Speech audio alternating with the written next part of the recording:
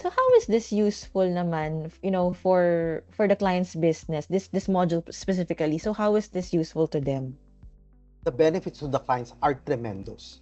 Ang Mhm. dami talaga.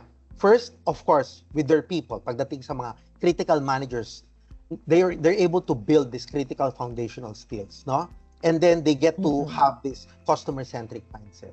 Secondly, yung managers nila, they're now more effective and efficient when they do their analysis. Kasi we equip them with tools. So, ang galing, natututo sila. Third, the way they use their resources is very effective and efficient. Kasi nga, hindi nasasayang, the way they do it. No? So, Mm. the benefits of the class are tremendous. And if you think about it, hindi lang siya teaching module, may consulting parts.